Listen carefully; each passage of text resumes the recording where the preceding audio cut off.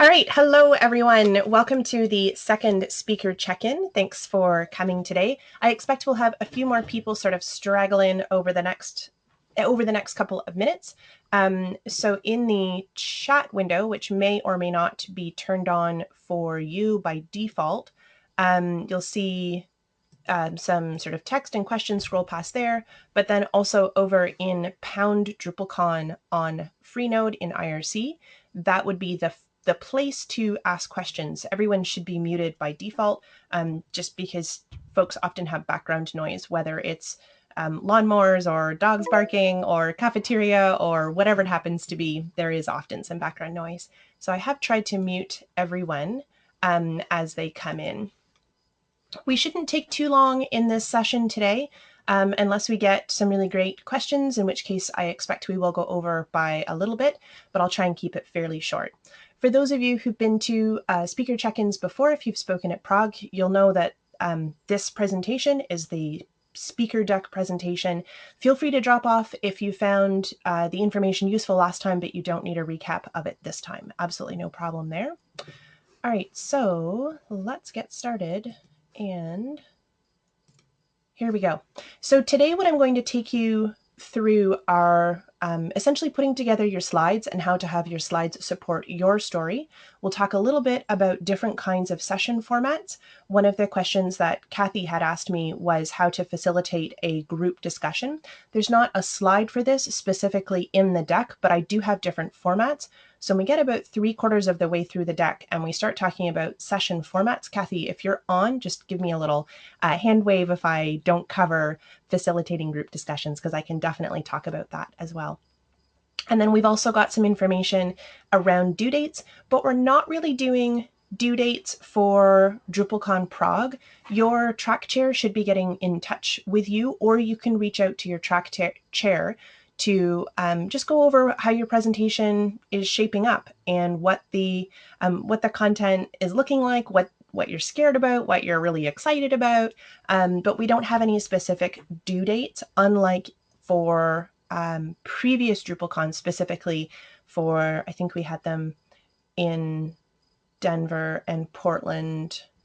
I think we had due dates for Munich as well. So this is something a little bit new that we're trying with less strict deadlines.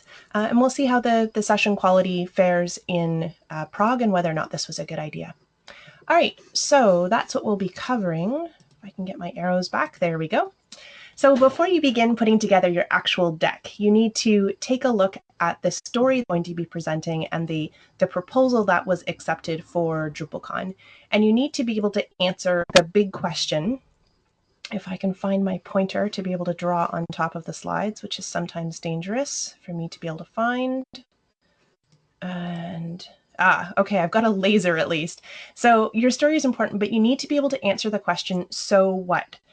Someone coming into your presentation needs to know that this is worth their time, and they need to be able to say, coming in, this is what I'm going to get out of it. And then when they head out, they have to feel that they've actually gotten something out of your presentation. So this isn't just at the end of your presentation, but also the week after DrupalCon, because people are going to be absolutely bombarded with information during the week, and you want them to, as part of your presentation, whether it's just a mental note or they send something out on Twitter or they send an email or they capture in some way that they want to be able to take action on your presentation. A presentation that isn't actionable it's difficult for people to feel excited about if they don't know what they're supposed to do with the information. And I've certainly had presentations that I've delivered where it's been a really great presentation, but people walk out of it and they're almost a little bit anxious because they don't know what to do next. They don't know how to implement things. So make sure that in your presentation, you know that before you actually get started with any of your story supporting information in terms of your deck. We're going to talk about 3 different things to sort of get things started. I'm just going to shift my window over here. There we go. So the three things that we're going to talk about they're pretty simple points, but they are super important to giving a really great presentation. So let's take a look at what those are. The three things are: you are wonderful, your slides give you polish, and people remember you and they remember your lesson. So if we think about those things as we are preparing our presentation, we can sort of, remember to get a little bit of self-confidence, because ultimately you are an awesome person. You are selected to give this presentation. Your slides are there to supplement your story. They give you polish, but they aren't the story itself. And ultimately, people who remember you remember your lesson. So what did I just say? Do you remember the number? Do you remember the visual that I gave you in terms of the number 3? Or do you remember what those individual items were? Just in the IRC channel, again, in #DrupalCon, can you tell me what I just... And this isn't a test for me, this is a test and a reminder for you as a speaker. What is it that people are going to take away? So I said the information twice with one variation, but I also gave you two different formats in terms of the slide. I gave you one with a number and only a number, and one with a heading with the points. So we've got a couple of different answers in here.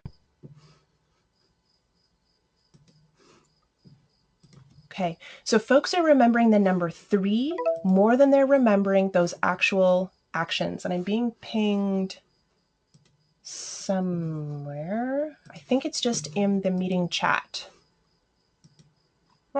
I like to be able to actually answer questions when they come in, but I'm not seeing where this ping is coming from. So I think it's just in the meeting chat.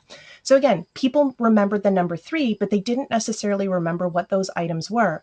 So as you're preparing your slides, think about the visual that's going on and how you can create the hook into someone's brain so that later on, they don't just remember the number 3, they can actually remember what those things are. So that we can structure the information to be able to put those hooks in place for people. Ultimately, you need to care about your audience, and that's the biggest hook of all. You need to be able to reveal your curiosity and your passion. You need to tell preferably a real story about successes and failures. Making a connection to other sessions will also help people to place reminders, so I remember in that session that it was a little bit related to this session, but where you can make those relationships, it makes it even easier to remember your story and how it relates to the rest of their DrupalCon experience. Okay, so when we, I think there was things coming in on Skype, which is what it was. All right, so when we make those connections for people, they don't have to do as much thinking. And it's not that people are stupid, it's that they're completely overwhelmed when they're DrupalCon. It brings their ability to memorize things or to remember your session, brings it down a bit. And many of us will also be jet lagged. Certainly not everyone. We expect there to be a fair number of locals. But make it easier for people to remember what you're saying and how it relates to their other DrupalCon experiences. In your session, highlight the important things, not just the things that are easy. So the example that I gave you was the number 3, and then I gave you those 3 bullet points. And in a couple of seconds, I'll show you different ways to structure your slides that you're highlighting the important information instead of the easy information. On stage, unless you're part of the business day stage, don't sell or pitch your commercial products. This generally for people is an immediate turnoff, and they don't want to know how to give you money. What they want to know is how to make their lives easier and their jobs easier. Maybe there's a commercial solution involved in that, but the pitch should not be part of what you're doing on stage. And finally, slide deck support your story. Slides are going to enhance your story, but if you have a lot of text, your audience is going to be reading. They are not going to be listening to you. So, and for those of you who are flipping back and forth right now, you're probably finding it really difficult to focus on one thing or the other thing. Should I be focusing on the video and the voice, or should I be reading through the slides? So again, the more words you have on your slide deck, the more people will listen to you. However, I have personally found that text-heavy slides can be used if you're reinforcing new vocabulary, you're limited by your visual connection, so a number of people may have the video of me turned off, and in fact, in the recording of this later on, there won't be me in the slide as part of the recording because Fusebox doesn't actually record the video. So all there is going to be is this text-heavy slide. And then the other place where I found this really handy is when I'm presenting to an audience whose primary language is not my primary language. So in the case of presenting in Europe, I find that for myself, I get really excited and I speak a little bit too quickly. But if there's a text-heavy version of what I'm saying available, then people can tune in or tune out to the audio, and they can still get as much information as possible. I've also had some really good experiences with folks who were visually not able to perceive the slides, and they didn't necessarily believe that what was being presented in the deck was the equivalent to what I was saying. They felt they may have been missing out. When I was able to give them a consumable version of my deck and they were able to read along with me, it reassured them that the information that others were getting in the deck was the same experience that they were getting in the deck as well. And I now refer to this as feeding the fish, and you'll see why in a second. So good slides, as I just mentioned, can be perceived. For every slide, you need to be able to answer this question for yourself or answer these questions for yourself. What's the point of the slide? How does this slide and its imagery support my story? Can someone out of the room read the slide? And is it in high enough contrast that people will be able to perceive the content? And especially with projectors, you're going to lose a lot of contrast. Using a master template that you can easily adjust once you get into your room that you'll be presenting in and test it out means that you don't. Using that master slide means that you can put less pressure on your student to this information ahead of time. So also pro tip, do upload your slide deck ahead of time to the DrupalCon site, because if there is a problem perceiving your slides once they're on the projector, people can always just download a copy of the slides locally and go through them with you as you're delivering your presentation on stage. One of the tricks that I do is I typically wear glasses, and I'll take my glasses off and walk to the back of the room to see if I can read my slides or not when I'm presenting. So I told you about feeding the fish, right? The feeding the fish expression comes from Mr. Rogers' Neighborhood. And Mr. Rogers received the source for the story is down at the bottom here. He received a letter from a young girl who all she knew was that at certain points, Mr. Rogers said he was going to feed the fish, and then the screen went, or the experience went blank for her because she was blind. So she had no way of knowing whether or not Mr. Rogers was feeding the fish or just slacking off and doing something else. And so he modified his behavior to say to his audience, and now I'm feeding my fish, and now I'm actually describing the experience that people who are experiencing the content in different ways will know that it's consistent. So one of the things that I find really difficult in video training is remember to feed the fish in a multi-sensory format. So I'm both going to show and I'm going to do and I'm going to tell and give people as much information about what I'm doing as possible. Just as a recap on this, not everyone in the audience will be able to read or see your slides for whatever reason, and always describing the content of the slide as best you can without interrupting the flow is great. It ensures that jokes are accessible to everyone. And by jokes, if you have simply a cartoon of an XKCD or the Drupal learning cliff example, if you simply put up the joke and let the audience laugh, if someone can't perceive the slide for some reason, they're left out of the joke. So let them know what that slide says or describes, or give them an equivalent experience if they're not able to see that information. Templates are required sort of in terms of our decks, and this is a question that comes up frequently once they've received the email from staff about the templates available. And what if you don't want to use those templates? The templates are for the AV teams to be able to clip at the top and tail of your session. You don't need to use them throughout the deck, but you do please use them at the very beginning slide and the very end slide so that the audiovisual team knows when you've started your presentation and ends when they're fast forwarding through the recordings later on. You did get an email with information about those slide templates, and they'll also be available, of course, for download on the DrupalCon Prague speaker resources page. You can put in a second, if you have your own title page you'd like to use, that's absolutely no problem. You can go ahead and put that in as your second slide so that the AV team gets something to be able to clip on, and then you actually start your presentation and have your real slide in place there. So format your thank you slide using the outro or the end template as well. And as I mentioned before, do use a master slide or consistent styles throughout so that if you need to change your slide deck for whatever reason, maybe it's not high enough contrast, maybe the fonts aren't big enough, you can go ahead and do that globally quite quickly. There's a few different ways that you might want to structure your slides if you're using words on them. I gave you the example at the very beginning of the number 3. So here's a few different ways that you can structure your slides, and watch yourself which one you respond best to as a learner. So there's, again, 3 different ways of doing this. You might want to use all the words, just a few of the words, or just a few of the words in context. When building up my slides, I do want to put information in the center because importance can get clipped off if you put it too close to the edges, whether it's on the bottom, or the top, or the sides. Just sometimes projectors are a bit weird. I want you to use the largest possible font throughout because the room you're presenting in could end up being a lot bigger than you're thinking about or expecting.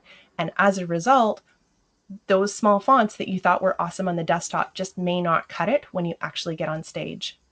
Provide focus within the slide itself. This slide is very difficult to find focus within, isn't it? Laser pointers and shadow puppets probably won't work for big conference projectors, and a lot of that is because the rear projectors, you can't sit in front of them and give shadow puppets. So as fun as that was for me in DrupalCon Chicago, I've had to cut it out of my routine. Do you embed videos instead of using live demos? No one wants to watch you fail. It's tedious, it's embarrassing, and ultimately, if there's something wrong with your laptop, it's not connecting to the projector for some reason, you won't be able to do the live demo anyways because you'll be on someone else's system. Everyone thinks that their live demo is going to go great because they're awesome. You are an awesome person, but you do not have the opportunity to test your technology with the conference's technology to a point where you can guarantee that it's going to work perfectly. In other words, you're not Steve Jobs. Next one, use images to support your message, or not, whatever works. Use images or don't, I don't really care, but make sure that they're accessible and appropriate. Everyone can participate in your presentation. Assume that there will be at least one blind person in the audience.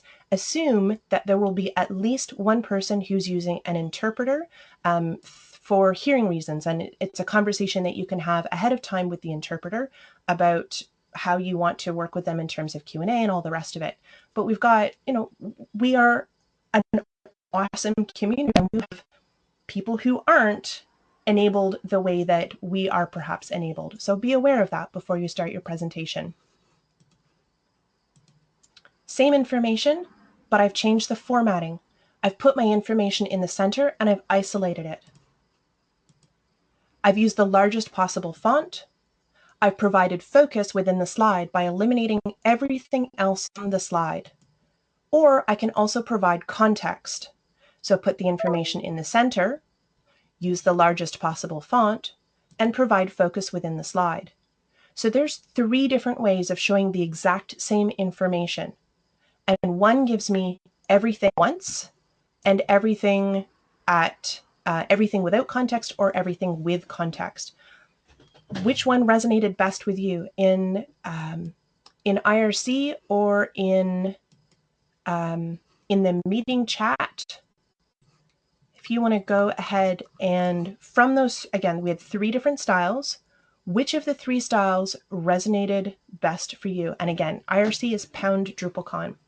Did you prefer everything? Did you prefer only the headings, or the headings with the context?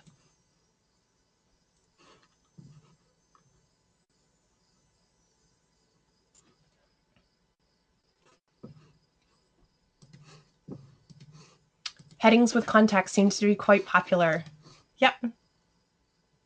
Great. All right, so let's take a look at some different ways to actually design our slides now.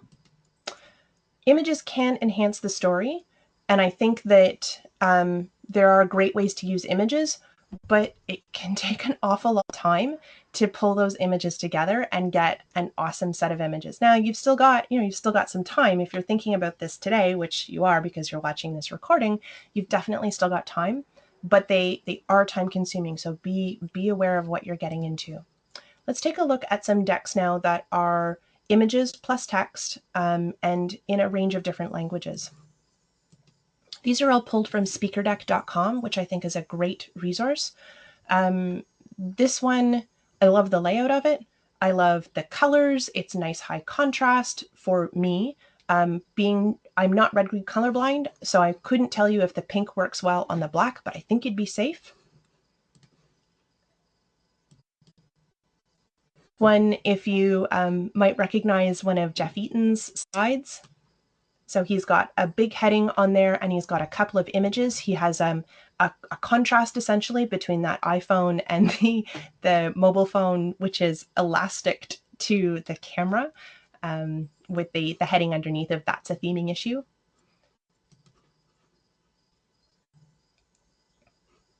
Here's one that pulls out the code. Now, I personally find in terms of the text along the bottom, if I just highlight that down here, I find the text along the bottom to be, on the one hand, a bit distracting, but on the other hand, it's a quick reference if I want to be able to communicate with my audience in the middle of the presentation, because it gives both the hashtag over on the right-hand side, and on the left-hand side, it also gives the Twitter handle. Certainly, I would love to get more comments from Twitter back from my presentation at the end, but I'm not willing to put my Twitter handle on every single slide because I think it's distracting. So it's something for you to consider how much you want to pull the focus in versus not. Up at the top here, I also love the set in sort of subtop image and also highlighting the code in yellow. This one, on the other hand, is much like the first slide that I gave you of the 3 different examples. It's got a lot of text on it and a series of logos along the bottom. I don't really know where to look on this. I'm pretty much drowning in text. And I didn't give a source URL for this one just because it's always a bit mean to call out bad Slack. I think you can see the difference between the previous one and this one. There's the same, probably close to the same number of words, but they're just structured in very different ways. And one is, I think, more accessible than the other. Here's another one that has some points across the top and then also some code. The thing that I really like about the code in this case, and in some cases, this may simply be the syntax highlighting, but if you've got some color coding within your code, you can easily reference different pieces of the code. So again, it's like the third variation where it was the main text plus the highlight. Same thing again here. This is an arrow, which is giving the visual highlight so that you can reference when you're actually delivering the presentation. You can say the first arrow or you can say the second arrow that appears on the screen. So again, giving context and showing focus where you want people to take a look at the slide. Same thing again, we've got sort of fading into the background, the rest of the context, and then pulled out or highlighted the specific piece of information that we want people to look at within the code. So give people that focus and not just a dump of code. There's a few different resources that I would say are pretty darn good for preparing slide decks. I referenced a couple of them last time in terms of structuring or organizing your content. A few of them are the same. So Presentation Zen and Slideology I referenced last time. And I don't think I told you about the cognitive style of PowerPoint. This one, there it is. It may be available as a PDF now as well. So this is a kind of a classic. It's been around for quite a while. Sort of treatise on how to and not to use PowerPoint. and it's got some good examples and bad examples of decks that he likes and decks that he doesn't. If you can track this down, I found that one to be quite fun, and a reminder of what's good and what's not. One of the things that it recommends, which I love the idea of, but I've never quite managed to find the time to do it, is to put together trying to think of what the European equivalent paper size would be, an A3. So it's, oh, I was going to give you the example of how big it was, and then I realized you wouldn't be able to see my hands. It's bigger than 2 sheets of A4, so I think that goes backwards to an A3, or for those of us in North America, it's an 11 by 17. So lay out all of your information for your presentation on one sheet of 11 by 17, which can be folded up in a number of ways. Don't need a staple that way. Now, as I mentioned, I always think it's a great idea. I just never quite get around to making those copies before I do. So I do often have a downloadable PDF, which is a supplement to the deck and not just the presentation deck that I'm going to be delivered. And that idea comes from this booklet. And then I've got a couple of different URLs here for examples. The first one is an article about how someone puts together their slide decks. And it's from a developer's point of view and some of the things that this author has found effective in putting together a deck. And then my examples of good slides were from speakerdeck.com, which I've found to be, on average, better designed decks than on slideshare.net. And then the other one is Color Lovers. If you're needing some help in terms of picking out colors and making things not quite as garish as you might have chosen on your own, I'm horrible for this for sure. Colorlovers.com has some great color combinations, which you might find useful in preparing your own master slides.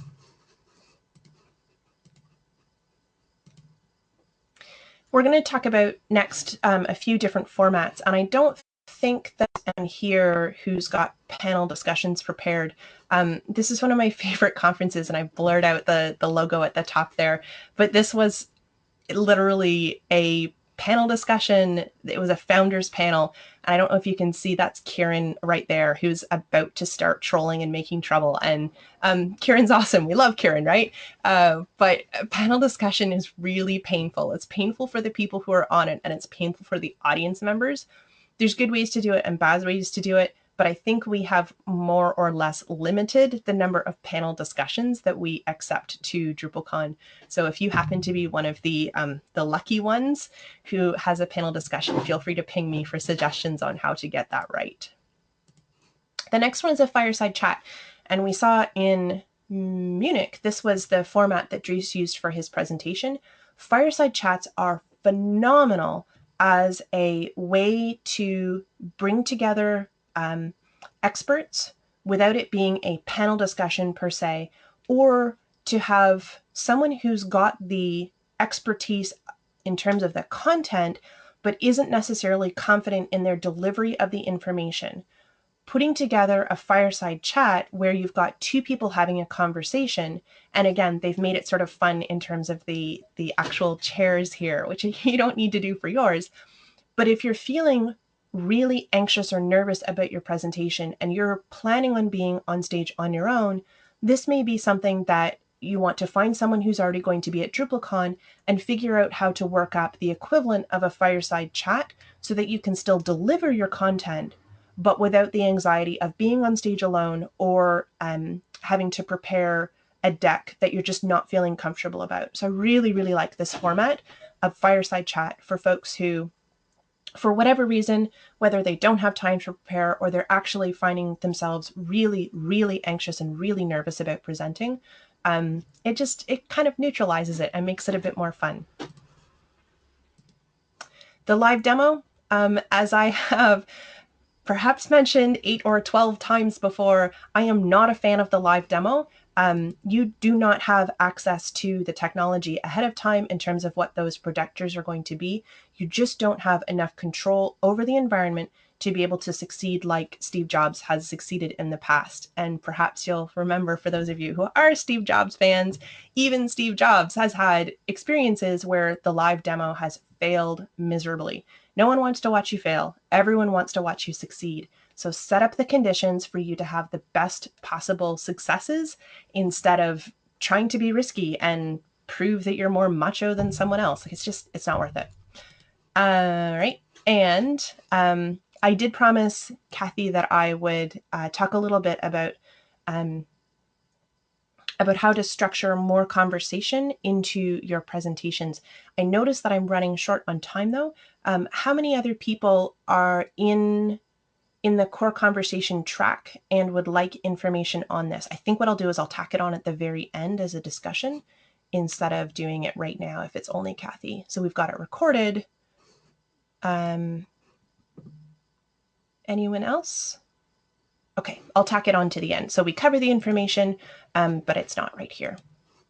So remember, when you're when you're getting ready for your presentation, what's your story?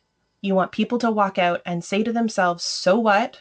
How am I going to apply this? What is it that I can actually do with this information? You need to know what your style is going to be.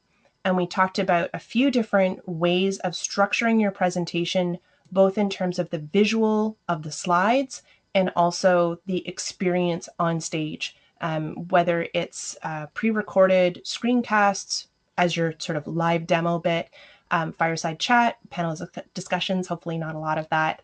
And then also, what's the point of your story? So what do you want people to take away? What do you want them to do? What's the action item at the end of your presentation that people can walk out not feeling incredibly anxious that they don't know what to do for having come to your presentation. So they liked it. Now what do they do about it? In summary, ensure your presentation has a message or a story to take home and share with others. Ensure every slide supports your message. Ensure every slide can be perceived by the audience. Use any of the formats you like in terms of like a panel discussion or a series of slides which are mostly code-based or, maybe with a couple of images, but try and be consistent. That consistency is going to help the audience stay engaged. And it doesn't mean identical with a boring template throughout. It just means be yourself and be consistent from start to finish. Use the intro and outro slides provided for DrupalCon, please, for editing purposes. This is not meant in any way to limit your creativity within the presentation itself. This is for our audiovisual team who needs to be able to fast forward through the presentations and know where the end of a presentation is and the beginning of the next presentation. It's just that they can cut stuff down. It's not meant to in any way limit you. I ask as my biggest favor to you to please aim to do at least as well as what my presentations have been in the past, and perhaps even better than any presentation that I have ever given. One repays a teacher badly if one always remains nothing but a pupil.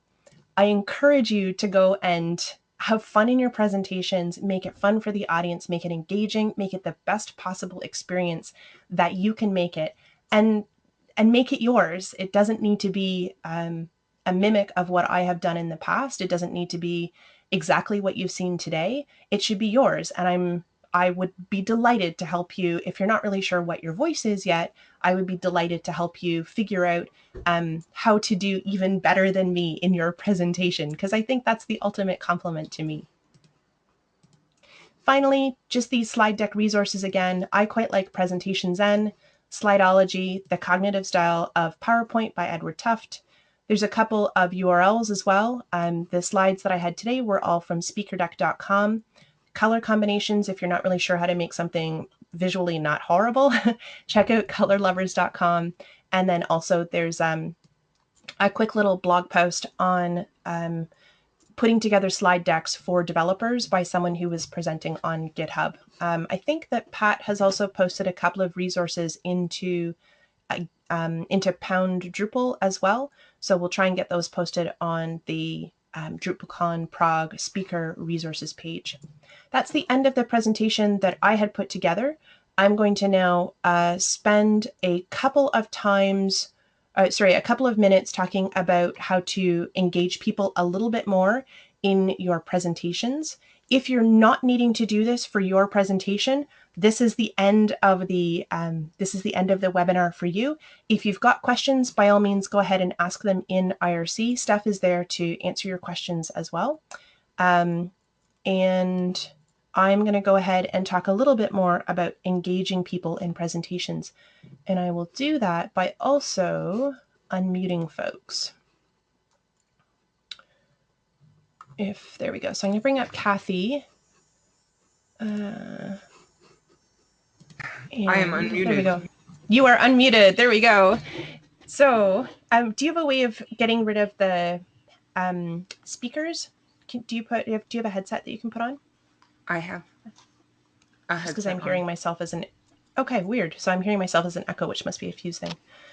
So the big thing that I've noticed in terms of engaging people in presentations is that people tend to, at conferences, tune out, even if they're listening to every single word that you're saying.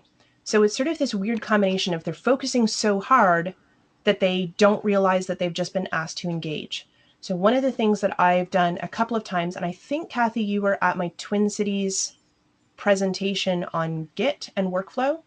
Yes.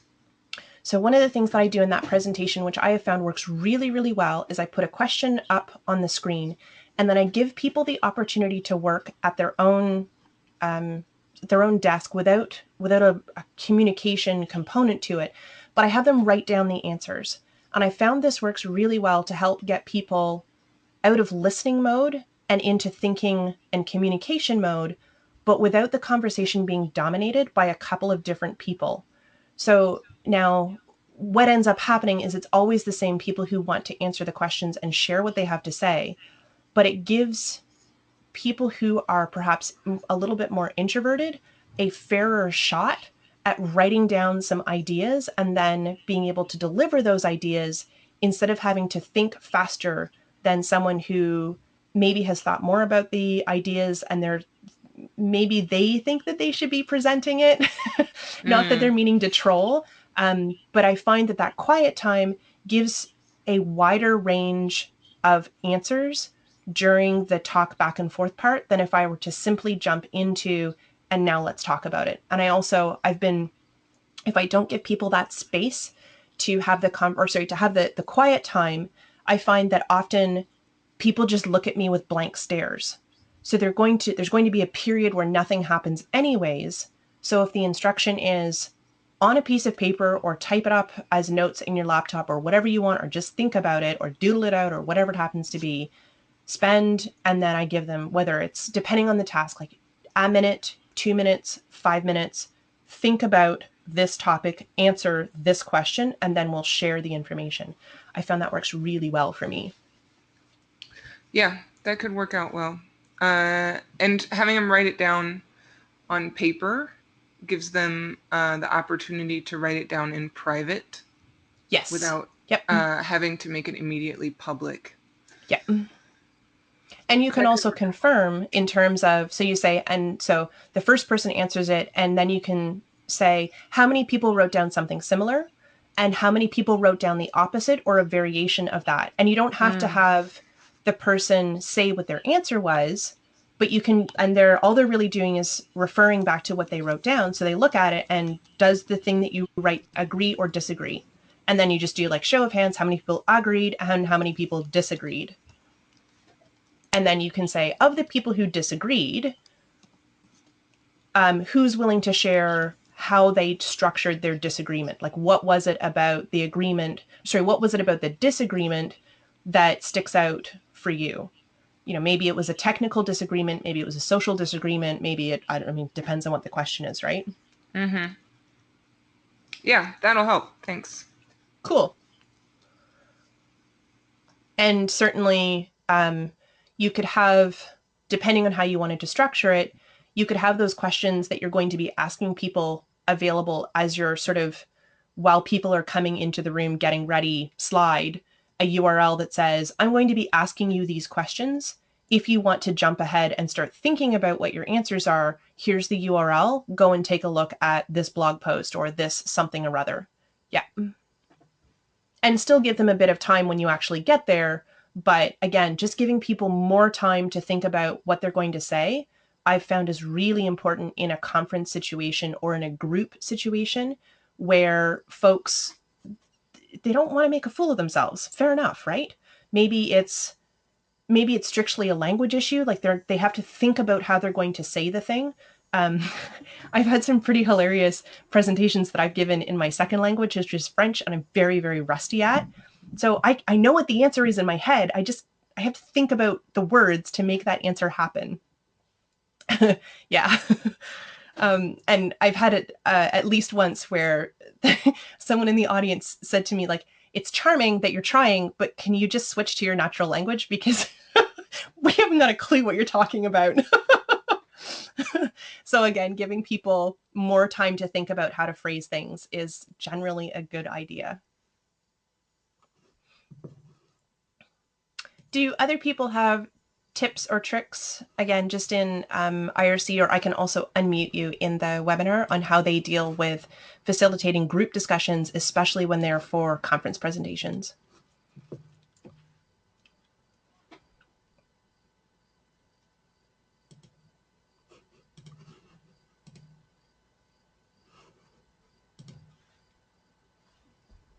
Okay, seeing no others, I assume that there aren't any other questions, just because I didn't see any in IRC or in the meeting chat.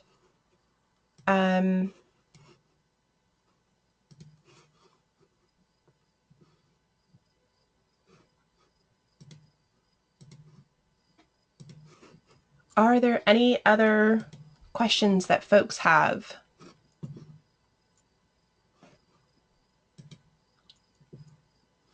It doesn't look like it. So seeing no questions, thanks everyone for your attention today. Much appreciated. And if you do have any questions about the format that you're going to be using on stage, or you just want some feedback on the visual of your slide deck, or the story that you're putting together, by all means, feel free to get in touch with me either in IRC or on Twitter. I'm Emma Jane HW, or by email, emma@emmajane.net.